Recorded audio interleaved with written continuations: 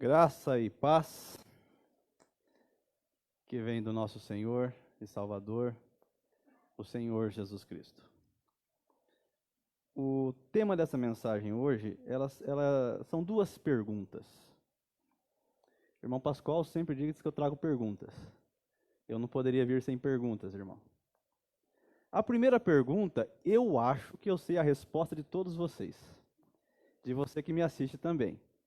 Eu duvido que alguém aqui não vai levantar a mão quando eu fizer essa pergunta. E eu duvido que você que me assiste não vai levantar a mão. Quer ver? Eu escrevi um livro sobre esse tema e na minha tese, não somente eu, mas uma pesquisa de 2000 anos, eu cheguei à conclusão de que todos querem. Vamos descobrir hoje se é verdade? Se você quer ser feliz, levante a mão. Opa, aqui todo mundo levantou a mão. Creio que em casa também. Isso nos mostra que todos querem ser felizes.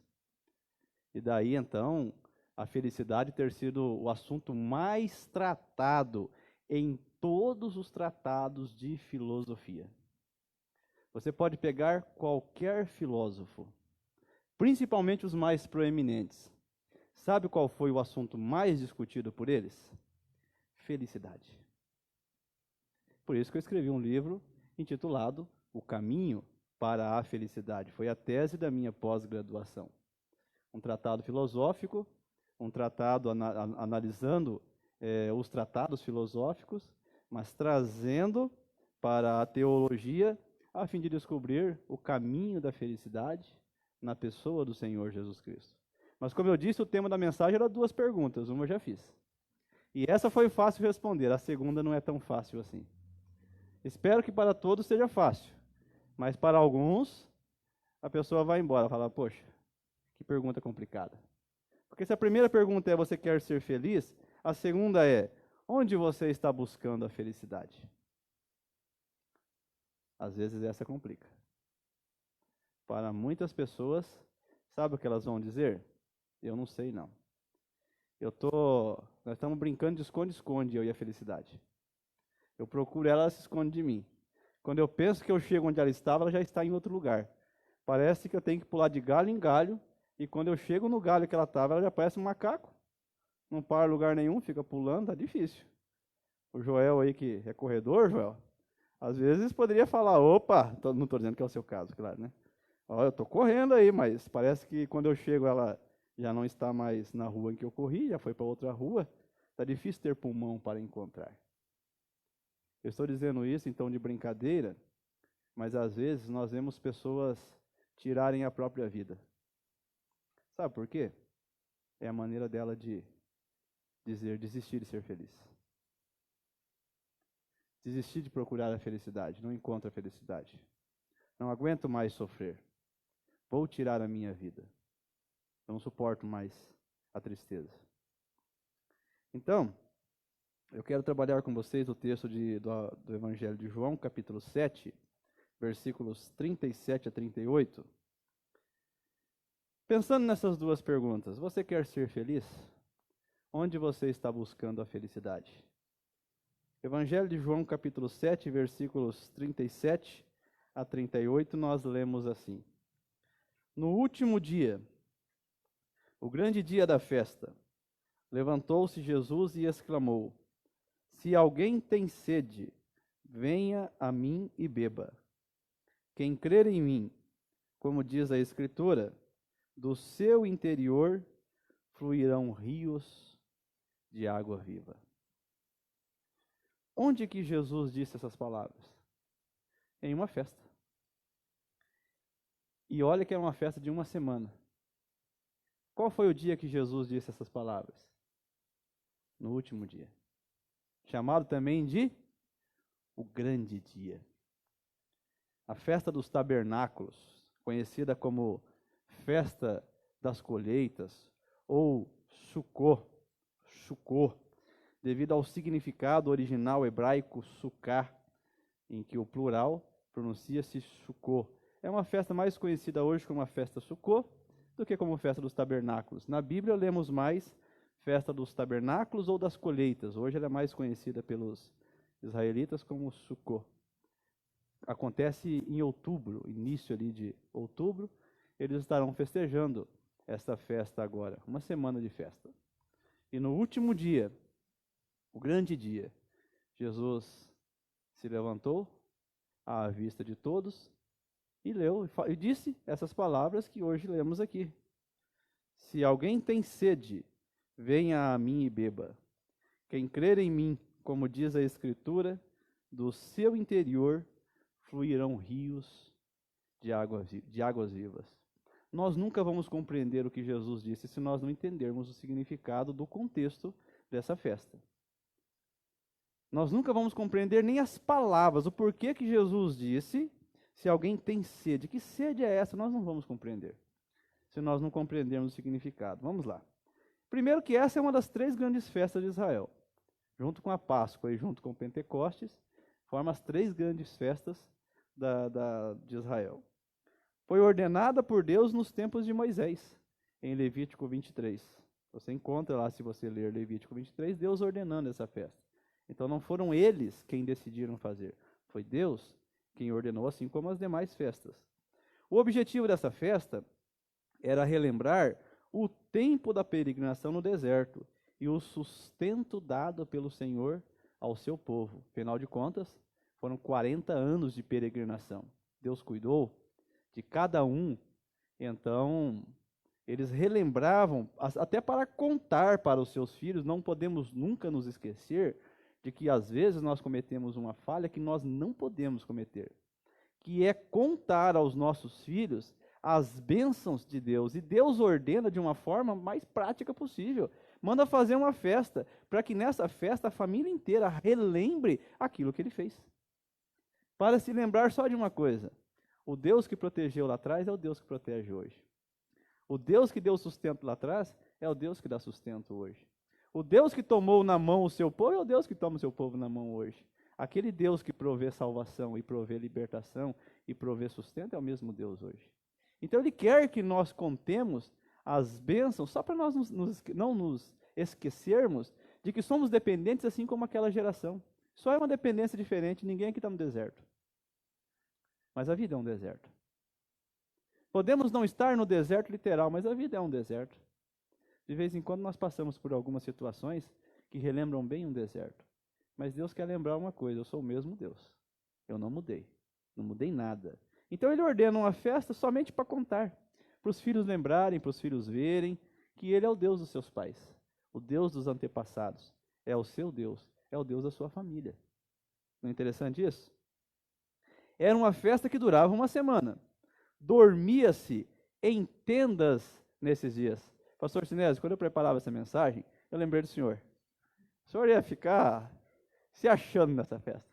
Ia ser uma semana ali que o senhor ia amar, viu? É o estilo que o pastor Sinésio gosta. Tendas. Então dormia-se em tendas nesses dias. As tendas, é interessante o significado delas, porque elas eram frágeis, não era para ser nada estruturado, era para ser frágil mesmo, com folhas de árvores, principalmente de palmeiras. Era para ser frágil. A tenda tinha que ser frágil, para lembrar a fragilidade do povo quando atravessava o deserto por 40 anos, e para lembrar do poder de Deus. Ou seja, você habita debaixo de uma fragilidade, mas o Deus que te sustenta dentro da fragilidade. Você pode provar por muita fragilidade na vida, mas o teu Deus não é frágil. O teu Deus é forte. Ele é poderoso. Isso é outra coisa interessante. Era um tempo de regozijo e de ação de graças. Então, todas as pessoas que estavam naquela festa estavam buscando algo em comum. Estavam buscando alegria. Estavam buscando felicidade. Estavam buscando se renovar. Estavam buscando realmente ali ação de graças. Eu hoje tive uma conversa agradável com um parente durante a parte da tarde e já me regozijei. Foi gostoso. Fui feliz para casa. Fico imaginando então a felicidade desse povo depois de uma semana de festa. De uma semana sem trabalhar, sem se preocupar com conta, sem se preocupar com nada. Só semana que vem é que você vai se preocupar. Eu fico imaginando como que eles estavam no último dia. Eu fico até pensando se eles estavam preparados para ouvir o Senhor falar. É isso que eu quero saber. Porque eles deveriam estar preparados para ouvir o Senhor falar. Porque já que o Senhor está falando de felicidade, eles faziam uma semana que eles estavam ali, vivendo a felicidade no seu... Pelo menos aquilo que buscavam, eles imaginavam que estavam no seu ápice. O problema é que, às vezes, nós podemos passar pela felicidade uma semana inteira. Mas sabe qual que é o problema? A próxima semana chega. A realidade bate a porta de novo. E aí? E aí? Fazia-se uma peregrinação ao templo de Jerusalém durante a festa. Por essa razão, os irmãos do Senhor foram à Judéia e pediram ao Senhor que fosse lá demonstrar suas obras. Volta um pouquinho aí, deixa a sua Bíblia aberta, nós vamos ler várias passagens do capítulo 7 de João. Vamos ler o versículo 3 apenas.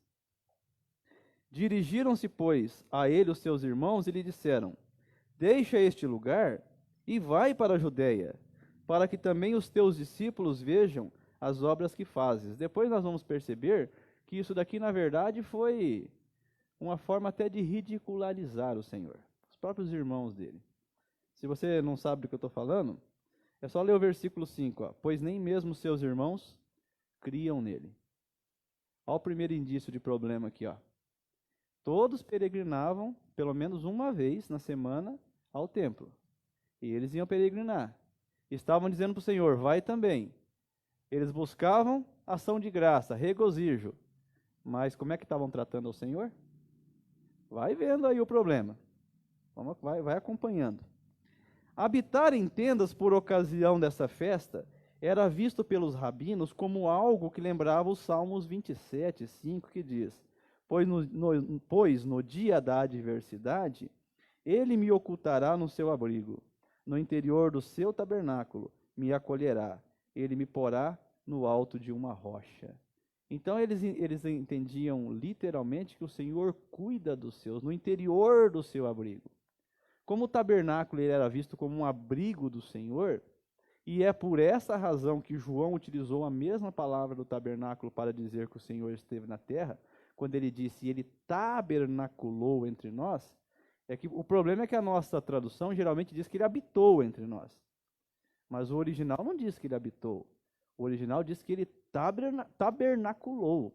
Ele fez o seu tabernáculo no nosso meio, para mostrar que a glória de Deus inteira veio para a terra, na pessoa do Senhor, na pessoa do Salvador. Então eles literalmente habitavam em tendas para lembrar os Salmos 27. Por ser pequena a tenda, os que nela dormiam se aproximavam, física e afetivamente, e talvez se mantivessem mais unidos durante o restante do ano. Olha que interessante. Às vezes nós temos na mesma casa, que seja ela grande ou pequena, pessoas que estão ali, mas não estão próximas. Às vezes um está na sala, às vezes um está na cozinha, ou às vezes estão todos na mesa, mas cada um no seu celular, um não olha para o outro, não conversa com o outro. É o problema da tecnologia hoje em dia. Então, quando eles dormiam ali naquelas tendas durante uma semana, não tinham como não ficar próximo. Era um convite para conversar, era um convite para se tocar, era um convite para se abraçar, era um convite para estar juntos.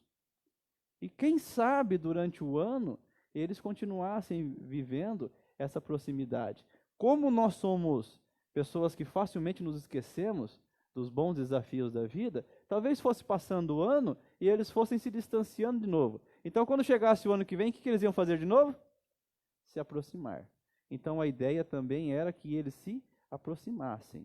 Ou seja, a felicidade passa por aí também. Passa pelo convívio, passa pela união, passa pela comunhão.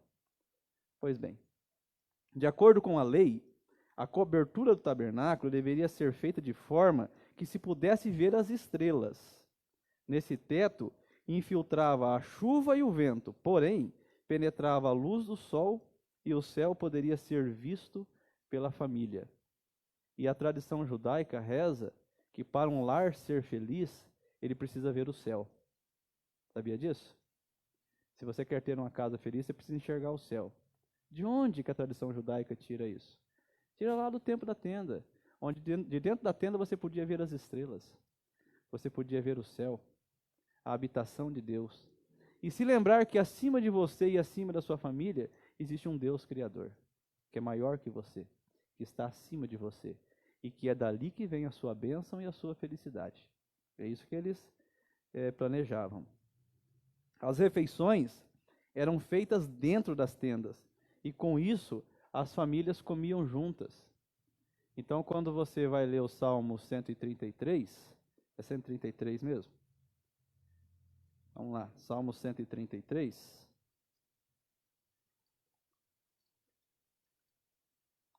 Que diz: ó, como é bom e agradável viverem junto os irmãos. A minha professora de hebraico, eu me lembro, uma época que comecei hebraico e não continuei, ela afirmou para mim que a tradução está errada, não é viverem, é sentarem. Ó, como é bom e agradável sentarem unidos os irmãos, porque às vezes você pode viver dentro da mesma casa, mas não tem capacidade de sentar ao lado e olhar nos olhos de quem está com você. Então eles comiam e bebiam também dentro da tenda, não somente fora, mas dentro. E nessa semana eles procuravam não fazer refeição fora, mas somente dentro da tenda, para que então eles tivessem essa oportunidade de sentar, de comer junto, de olhar nos olhos, de conversar. Lembrando sempre que a tenda era pequena, seria impossível você comer e não olhar nos olhos de quem estava ao seu lado. Durante a semana de festas, ao toque das trombetas, o povo ia para as ruas assistir às marchas dos sacerdotes. Então os sacerdotes iam marchar, louvar ao Senhor, o povo ia para a rua, à noite era festa. Era uma semana muito festiva. Água era levada do tanque de Siloé até o templo e derramado no altar. Isso era um agradecimento às chuvas que propiciaram as colheitas e também alegria espiritual pela salvação. Então a água estava presente na festa a semana toda. E aí o Senhor pega e fala: aquele que tem sede, beba. Opa! Sede, nós lembramos água. E água já estava bem próximo daquilo que fazia parte da celebração deles. Começamos a ver sentido no que foi que o Senhor falou. Quando foi que ele disse algo sem sentido, não é verdade? À noite as multidões festejavam com banquetes e ainda cantavam e caminhavam pelas ruas, portando tochas. Eram também colocadas rochas que iluminavam o átrio do templo. Nesses momentos demonstravam sua gratidão a Deus, desfrutando as coisas boas da vida e o prazer de gozarem a companhia uns dos outros. E agora que nós estamos aí desprovidos dessa capacidade de gozar a companhia um dos outros, talvez o que nós devamos fazer quando tudo normalizar seja armar uma grande festa, pastor Sinésio. Arrumar um lugar aí, ó, e chamar todo mundo para festejar a presença, a companhia um do outro, o poder se abraçar de novo. Espero que não acabe esse costume brasileiro. Espero que continue depois que tudo isso passar, porque isso já é coisa que algumas culturas já não têm mais, o brasileiro sempre teve, e confesso, é algo da minha cultura que particularmente eu gosto, e que nesse momento estamos desprovidos dessa capacidade. Veja o quanto é bom estar em companhia. Veja o quanto é bom. Eles agradeciam a Deus por poderem ter a companhia uns dos outros, por poderem estar juntos. E isso era um motivo de muita alegria durante essa semana de festas. E foi durante essa festa, a festa dos tabernáculos, e também foi no último dia da festa, que o Senhor exclamou o texto que nós lemos no começo. No último dia, o grande dia da festa, levantou-se Jesus e exclamou: se alguém tem sede, venha a mim e beba. Quem crer em mim, como diz a Escritura, do seu interior fluirão rios de água viva. Agora a pergunta que a gente tem que se perguntar é: que sede é essa? Que sede é essa? Porque o Senhor Jesus disse: se alguém tem sede, todos nós temos sede. Alguém aqui não tem sede? Hora ou outra nós temos sede. Feliz daquele que bebe água até sem ter sede. Mas se não bebe água enquanto não tem sede, quando tem sede vai e bebe água. A minha pergunta é essa sede? Não foi essa sede que ele provou de que a mulher samaritana tinha. Ele provou que ela tinha outra sede. Era sede no sentido espiritual. Não era sede no sentido físico. Se você voltar um pouquinho aí ao Evangelho de João no capítulo 4, veja o que nós podemos ler no versículo 10. Replicou-lhe Jesus: se conheceras o dom de Deus e quem é o que te pede, dá-me de beber, tu lhe pedirias, e ele te daria água viva. Lembrando que ele chegou na mulher samaritana e pediu água, e ela disse: ué, mas você é judeu e pede água para mim? E depois ela disse para ele que ele não tinha com que tirar a água do poço. E Jesus disse para ela: se você soubesse quem é que te pede a água, é você quem pediria, e ele te daria água viva. Veja o que ela disse no versículo 11. Respondeu-lhe ela: Senhor, tu não tens com que tirar, o poço é fundo. Onde, pois, tens a água viva? És tu, porventura, maior do que Jacó, o nosso pai, que nos deu o poço do qual ele mesmo bebeu, e bem assim seus filhos e seu gado? Afirmou-lhe Jesus: quem beber desta água tornará a ter sede. Aquele, porém, que beber da água que eu lhe der, nunca mais terá sede. Pelo contrário, a água que eu lhe der será nele uma fonte a jorrar para a vida eterna. Disse-lhe a mulher: Senhor, dá-me dessa água, para que eu não mais tenha sede, nem precise vir aqui buscá-la. Ora, para uma mulher que precisava ir ao meio-dia, num sol de rachar mamona, como nós dizemos, buscar água no poço, todo dia, ouvir de uma água que, se ela beber, ela não vai ter sede mais, é bem conveniente ela dizer: me dá dessa água, que eu não preciso mais vir buscar água aqui. Bem conveniente, não é não? O que Jesus disse para ela? Olha a resposta. Ela achou que a sede era física, mas não era física. Ela tinha uma sede que é a sede da existência. É a sede do prazer pleno. É a sede da felicidade que todos nós temos. Principalmente quando estamos desligados da verdadeira fonte, que é a vida, que é Jesus Cristo. Qualquer um que está desligado dele tem essa sede. E essa sede não tem água que mate, se não for ele. Olha o que ele respondeu para ela. Disse-lhe Jesus: vai, chama teu marido e vem aqui. O que tem a ver o marido com a conversa? O que tem a ver? Tudo. Porque era onde ela buscava a felicidade dela. Ela precisava de alguém. Ela precisava de outro para ser feliz. E aí ela começa a contar da vida dela, e vocês que conhecem o texto, se não conhecem, leiam depois, que daí ela vai realmente começar a abrir o seu coração, e essa mulher vai se tornar uma missionária do Senhor depois, porque ela vai dizer: ele é um profeta, sabe da minha vida, sabe da minha história. Qual era a sede da mulher samaritana? Qual era a sede que ela tinha? É a sede que não quer cessar, que não tem água que mate, a sede da felicidade, a sede de ser feliz, a sede, essa sede que, como criatura, todos nós temos. Mas quando, eu tentei falar isso hoje de manhã na escola bíblica, quando nós nos distanciamos do Criador, essa sede só aumenta, e é o que é pior, não tem o que sacie. Foi isso, inclusive, o que eu quis trabalhar no livro O Caminho para a Felicidade. Eu procurei reunir as formas históricas relatadas pela filosofia do ser humano tentar resolver esse problema da felicidade. São tantas as formas históricas de tentar se resolver isso, mas nenhuma funciona. Funciona por um tempo. Mas nada pode preencher o vazio do Criador quando esse vazio fica dentro de você. Nada pode.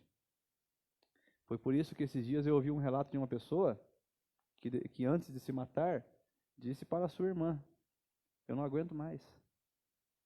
Não aguento mais. Não suporto mais essa tristeza. Não aguento mais. E se matou dias depois. Hoje eu ouvi de uma pessoa que tentou se matar. Jogou a moto em alta velocidade contra um carro. Usou drogas e tudo para tomar essa coragem.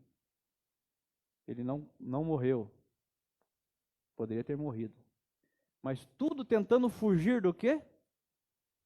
Da tristeza, do vazio. Tudo tentando fugir desse vazio que fica. É isso que Pascal tentou dizer. Pascal disse que existe um vazio tão grande, mas tão grande dentro do ser humano, que esse vazio é do tamanho de Deus. Só Deus pode preencher esse vazio. Somente Jesus Cristo pode ocupar essa busca pela sua felicidade e preenchê-la.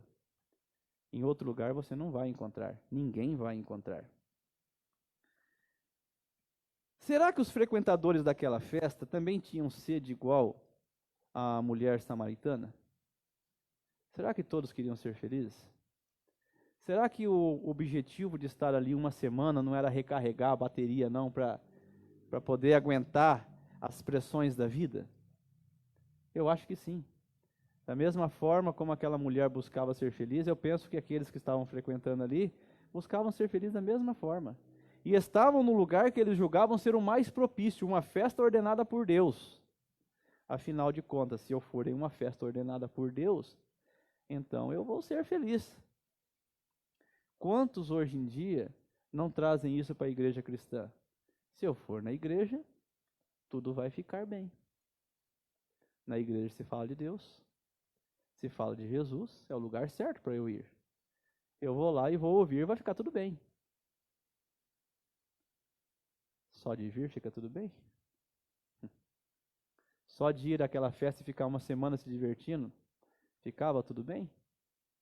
Essa é uma pergunta que tem que ser feita também. O único que pode dar a plena felicidade, ao qual chamamos também de prazer pleno, a psicologia, a psiquiatria, Augusto Cury, por exemplo, trata muito sobre o prazer pleno, é o Senhor Jesus Cristo. Ele que pode dar a felicidade que todos buscam. Onde que ele estava? Na festa. O que eles buscavam era a felicidade no seu sentido mais amplo possível. O que eles buscavam era o prazer no seu sentido mais amplo possível. O que eles buscavam era se encher de uma alegria tão grande, mas tão grande, que não houvesse mais espaço para suas tristezas, para seus temores, para suas frustrações, para suas decepções. Eles buscavam se encher da plenitude de Deus naquela festa. E quem é que estava naquela festa? O Senhor Jesus Cristo. Será que era por essa razão que ele gostava tanto de ir em festa? Eu fiquei pensando hoje. Será que o Senhor gostava tanto de ir em festa por causa dessa razão? Porque geralmente o que se busca na festa? Se alegrar, se divertir, se encher e esquecer os problemas. Não é verdade? Ele ia às festas. Talvez ele estivesse passando um recado. Olha, eu tenho o que você quer. Eu tenho o que você precisa. Eu tenho o que você procura. E melhor de tudo, estou acessível para você. Você já viu o Senhor Jesus não estar acessível para alguém que o procurou? Você já viu? Leia a Bíblia com esse propósito. Veja se o Senhor Jesus algum dia não esteve acessível para alguém que o procurou. Ele sempre esteve acessível a todos que o procuraram. Sempre. Isso quer dizer que só não se encheu dele quem? Quem não o buscou. Quem não o procurou. Quem não creu nele. Esse permaneceu buscando se encher em festa. Mas quem creu nele recebeu a água que jorra para a vida eterna, a qual ele prometeu. E isso está disponível para nós hoje. Sermos cheios, até porque quem nos enche é o Espírito Santo. E quando ele disse isso, voltando ali ao texto que nós iniciamos no capítulo 7, olha o versículo 39. Isto ele disse com respeito ao Espírito que haviam de receber os que nele crescem, pois o Espírito até aquele momento não fora dado, porque Jesus não havia sido ainda glorificado, mas o Senhor já foi glorificado, não foi? Já voltou ao céu, já derramou o seu Espírito, encheu a igreja no Pentecoste. E chega, tá bom, né? Já encheu muita gente, é isso? Não. Para nossa sorte e para nossa alegria, não. Ele quer continuar nos enchendo hoje de plena alegria, de pleno prazer, de pleno regozijo, que é a vida dele mesmo. É estar cheio dele. Se você se encher do Senhor Jesus, você não precisa de mais nada. Aí você não vai precisar do outro para ser feliz. Você é quem vai procurar fazer o outro feliz. Aí você não vai precisar colocar mais nada pela sua boca ou pela sua mente, ou pelos seus olhos, para te fazer feliz, porque você já vai estar cheio. Tenta encher um copo cheio. Você só pode encher um copo que está vazio. Encha um copo. E quando ele estiver cheio, tente enchê-lo. O que vai acontecer? Vai derramar. Não cabe mais nada. É isso que nós precisamos, ser cheios do Espírito Santo do Senhor, para nós não precisarmos de mais nada. Tudo que vier do mundo vai bater e vai cair fora. Não cabe. Não cabe. Se o mundo tentar te encher das coisas e das filosofias mundanas, malignas, satânicas, vai bater e vai cair fora. Não vai nem entrar. Sabe por quê? Você já está cheio. Está cheio do Espírito Santo. Você não precisa de mais nada. Agora, se você estiver vazio, o que te bater pode ser sua próxima porta. O que te oferecer pode ser sua próxima busca. Existe muita gente vindo na igreja, assim como aqueles que iam na festa, tendo o Senhor Jesus tão disponível assim, mas ainda buscando nas filosofias do mundo a felicidade. Então o que aconteceu naquele tempo continua acontecendo hoje à mesma medida. Quem não creu no Senhor Jesus naquele tempo, continuou vazio. Quem não crê no Senhor Jesus hoje, continua vazio. Quem creu no Senhor Jesus saiu daquela festa cheio, e quem não creu, precisou de outra festa para se encher de novo. Isso continua acontecendo nos dias de hoje. Ele que pode dar a felicidade que todos buscam estava na festa. A pergunta é, como ele estava sendo tratado pela maioria naquele tempo? Vamos tentar descobrir isso? E vamos ver se nós não estamos cometendo os mesmos erros? Vamos fazer um passeio aí pelo capítulo 7. Versículos 1 a 5. Vamos ver a descrença de alguns que ouviam a palavra do Senhor. Versículos 1 a 5. Passadas estas coisas, Jesus andava pela Galiléia porque não desejava percorrer a Judéia, visto que os judeus procuravam matá-lo. Ora, a festa dos judeus, chamada Festa dos Tabernáculos, estava próxima. Dirigiram-se, pois, a ele os seus irmãos e lhe disseram: Deixa este lugar e vai para a Judéia, para que também os teus discípulos vejam as obras que fazes. Porque ninguém há que procure ser conhecido em público, e contudo realize os seus feitos em oculto. Se fazes estas coisas, manifesta-te ao mundo, pois nem mesmo seus irmãos criam nele. Descrença. Quantas pessoas hoje não creem no Senhor Jesus? Aqui nós podemos pensar no mundo, mas infelizmente na igreja também. Não crê no Senhor Jesus. Crê que Ele existe, crê que Ele morreu, ressuscitou, mas não crê que pode mudar a vida. Não crê que pode dar a felicidade. Acredita mais na própria história. Acredita mais nos próprios erros, mas não acredita que Ele pode perdoar. Acredita que Ele existe, mas não acredita que Ele pode restaurar. E tem aqueles que não acreditam mesmo nele. Dizem que é uma fantasia dos religiosos. Dizem que é alguém que você tem que ter, não tem, que é só quem não tem cultura para crer, e por aí vai. Descrença. Muitos tratavam o Senhor Jesus com descrença. E muitos tratam o Senhor Jesus hoje com a mesma descrença. Veja os versículos 11 a 12. Olha aqueles que tratam ele com contestação. 11 a 12. Ora, os judeus o procuravam na festa e perguntavam: onde estará ele? E havia grande murmuração a seu respeito entre as multidões. Uns diziam: ele é bom, e outros: não, antes engana o povo. Entretanto, ninguém falava dele abertamente por ter medo dos judeus. Observe que aqueles que perseguiam, que não criam nele, por onde estavam, procuravam ele, porque é sinal que o Senhor Jesus, onde eles estavam também. Principalmente nas grandes festas. Festa da Páscoa, festa dos tabernáculos. As grandes festas. Onde estavam? Estava o Senhor. Então eles estavam na festa procurando. Mas enquanto procuravam, não procuravam para ouvi-lo. Não procuravam para ouvir as palavras dele, que são as palavras de vida eterna. Procuravam para poder ver se ele não estaria ali para incomodá-los com as suas palavras. Contestando até a sua capacidade. Chamando algumas vezes até mesmo de charlatão. Isso quando não diziam que as suas palavras vinham dos demônios. Quantas pessoas creem no Senhor Jesus somente aqui? No intelecto. Mas no fundo contestam. Se não contestam nas mesmas palavras, contestam sobre a capacidade dele de mudar a sua vida, de mudar a sua família, de mudar a sua vida e de mudar a sua história. O que dizer de um cristão que nasceu em um lar complicado? Eu nasci em um lar complicado. O que dizer de um cristão que nasceu em um lar complicado? Com uma mãe complicada, um pai complicado, irmãos complicados, tios, primos, vizinhos complicados. E dizer que não tem condições de mudar, porque afinal de contas viveu uma vida inteira complicada. Ué, cadê a fé? No Senhor que tudo pode mudar. Ele só pode mudar o vizinho? É só o pastor que ele pode mudar? Alguns irmãos escolhidos a dedos dentro da igreja que ele pode mudar? Não pode mudar você?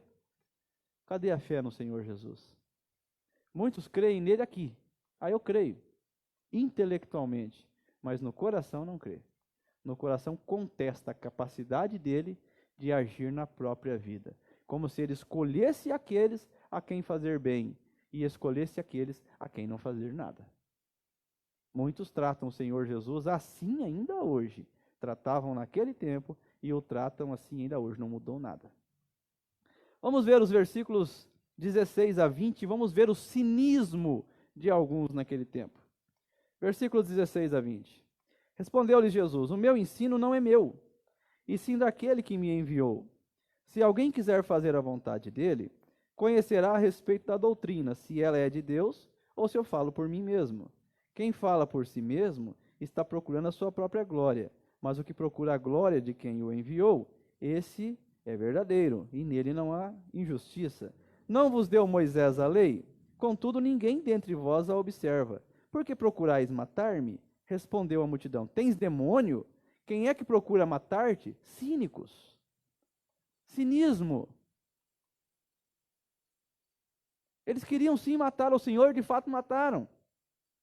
Mas o que eles disseram? Quem te procura matar? Tem demônio? Ainda ele perguntou: tens demônio? Para falar uma loucura dessa? Agora eu vou falar uma coisa meio pesada. Quantos cínicos nós temos na igreja hoje? Que não tem a capacidade de abrir o coração. Não sei se abre o coração para Deus, mas para o pastor, para os irmãos, não abre. Vem aqui com uma máscara enorme. Vem para a igreja com uma máscara enorme. Diz que faz tudo certo, que ora, que jejua, que tudo. Mas não acontece nada na vida dele. Mas no fundo esconde. Esconde a sua incredulidade. Esconde a sua incapacidade de dobrar os pés, de confiar no Senhor. Sabe que não confia, mas diz que confia. Cínicos. Não tem coragem de dizer: eu de fato não creio. Porque pelo menos quando a pessoa diz isso, você pode orar por ela para que creia. Mas quando alguém te diz que crê, que está tudo certo, de repente você não tem nem muita razão para você orar com mais fervor por aquela pessoa. Quando você percebe, está separando, está acabando o casamento. Isso se não estivesse matando. Porque hoje está virando moda. A coisa apertou a se matar. Está virando moda. Cada vez mais suicídios. Se vocês não sabem, grande parte dos acidentes na estrada não são acidentes, são suicídio. A pessoa joga o carro em cima do caminhão, joga a moto em cima do carro. Esse rapaz que tentou se matar, se ele tivesse morrido, talvez a família dissesse. Se a família não dissesse, todo mundo ia pensar que era um acidente. Foi acidente de coisa nenhuma. Ele passou o dia inteiro rodando para tomar coragem, usando droga para tomar coragem de se matar. Até que chegou a noite e jogou o carro, dirigiu em alta velocidade, um carro vinha em alta velocidade, ele pegou e jogou a moto em cima do carro. Pessoas que, na verdade, não estão bem, mas escondem. Dizem que estão bem. Um cinismo aos feitos do cinismo daquela época. Os versículos 40 a 44 registram a pior da descrença, que é a descrença após ouvir a palavra do Senhor Jesus. Olha os versículos 40 a 44. Então os que dentre o povo tinham ouvido essas palavras diziam: este é verdadeiramente o profeta. Quer dizer, alguns creram. Outros diziam: ele é o Cristo. Outros, porém, perguntavam: porventura o Cristo virá da Galileia? Não diz a Escritura que o Cristo vem da descendência de Davi e da aldeia de Belém, de onde era Davi? E de onde foi que Jesus veio? Não diz a Escritura que o Cristo vem da descendência de Davi? Assim, houve uma dissensão entre o povo por causa dele. Ou seja, depois das palavras, depois do discurso, alguns ainda não creram no Senhor. Estavam em uma festa, buscando a Deus, buscando se encher, buscando se completar. Mas Deus conosco, Deus Emanuel, estava ali no meio e no Deus verdadeiro não criam. Como ser feliz desse jeito? E quantos ainda hoje na igreja ouvindo a palavra do Senhor, depois de ouvirem a palavra do Senhor, não creem? A palavra transforma o vizinho, a palavra transforma a pessoa que está do lado, mas aquela pessoa não toca. Corações de gelo, corações fechados à palavra do Senhor. Existem pessoas que vivem uma vida inteira na incredulidade, mas de repente ouve a palavra e se converte. Existem pessoas que vivem uma vida inteira dentro da igreja, a palavra não toca. A palavra não penetra.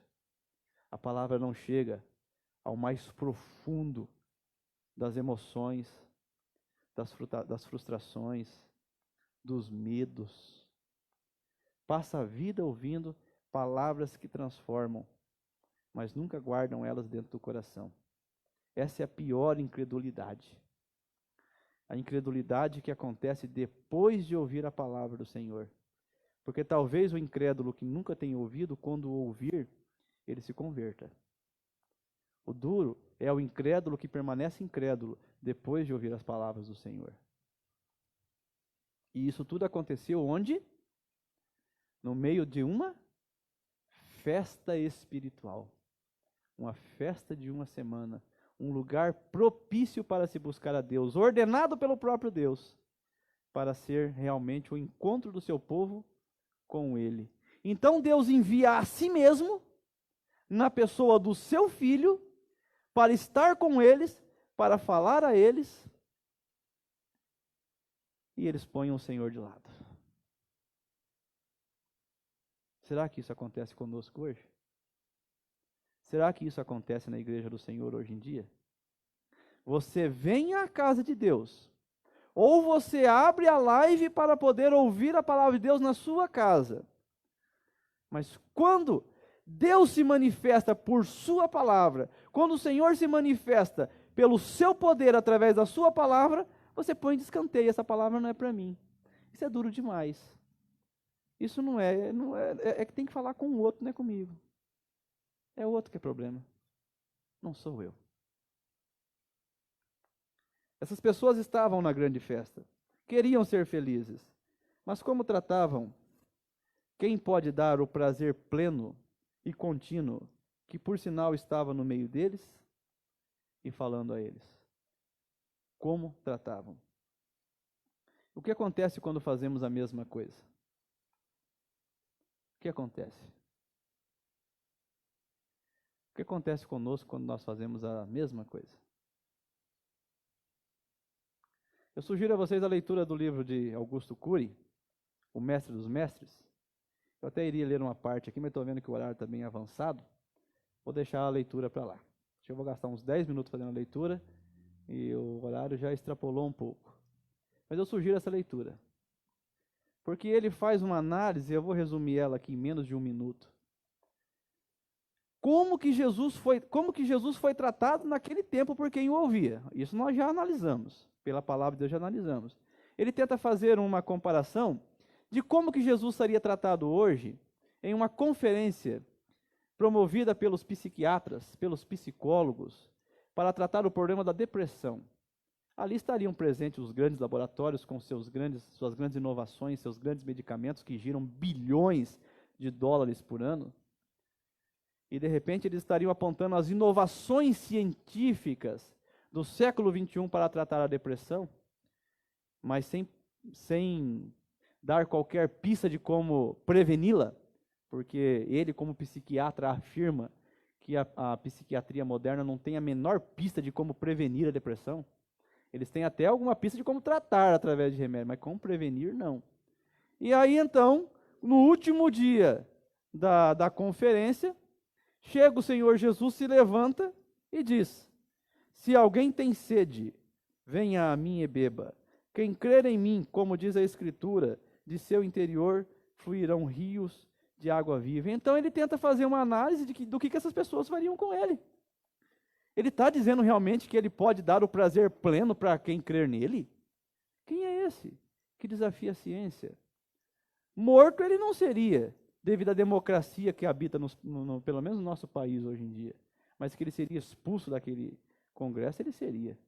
Certamente. Ou o microfone dele seria silenciado, para que ele não falasse para ninguém mais. Ou seja, o que ele quer mostrar é que, passado 2000 anos, a história é a mesma. O Senhor Jesus tem sido tratado do mesmo jeito. Tem sido posto para fora, como se não tivesse qualquer importância aquilo que ele fala. A palavra do psiquiatra, a palavra do psicólogo, a palavra de quem quer que seja tem mais peso do que a palavra dele. E com todo o respeito a todas as profissões, principalmente aos profissionais de saúde, eu louvo o trabalho de vocês, mas a sabedoria de cada um quem dá é o Senhor Jesus. Ele é o grande conhecedor. Ele sim conhece-nos por dentro. Ele sim tem o tratamento preciso para as nossas frustrações, para as nossas decepções. Ele é capaz de realmente fazer fluir de dentro de nós uma felicidade tão grande, mas tão grande, que o mundo não pode conhecer. Ele é capaz de nos preencher completamente, a fim de que nós não precisemos de mais nada. E a fim de que nós sejamos fontes de bênção e não mais buscadores de felicidade. Ele sim. Para nós concluirmos, você quer ser feliz? Onde você está buscando a sua felicidade? Pare e pense, ainda hoje, aquele que pode dar o prazer pleno, a verdadeira felicidade, aquela que você talvez nunca sentiu, mas quer provar, continua dizendo por meio de sua palavra: se alguém tem sede, venha a mim e beba. Quem crer em mim, como diz a Escritura, do seu interior fluirão rios de água viva. O Senhor Jesus continua fazendo essa oferta. O Senhor Jesus continua oferecendo a verdadeira felicidade. Ela está disponível a você. Está plenamente disponível a você.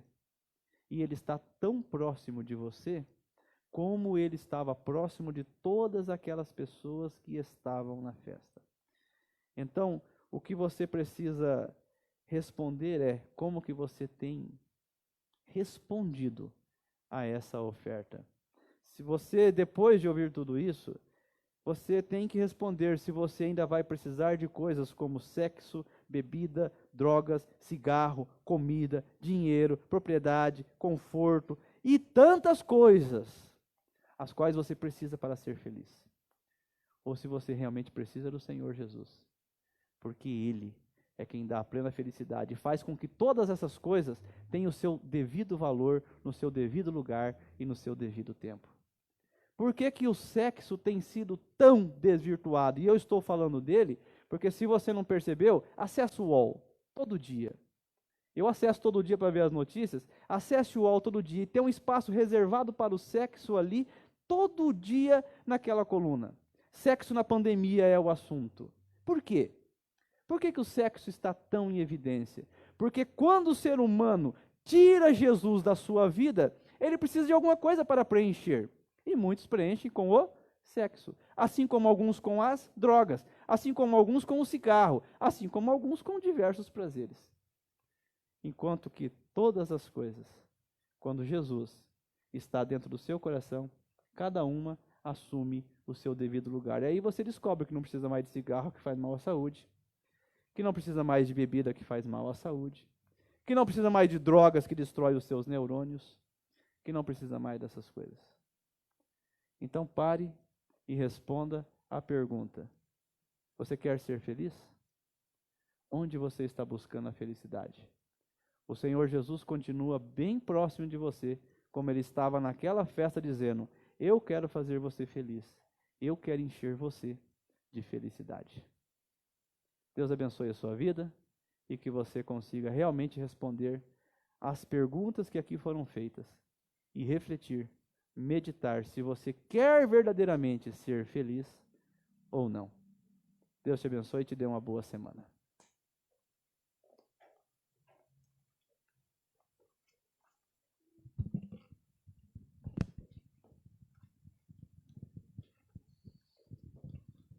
Que bom. Que Que a felicidade seja em Cristo Jesus, realmente em nossas vidas. Nós vamos estar louvando a última música e que você possa ter uma semana na graça e na paz de Cristo Jesus.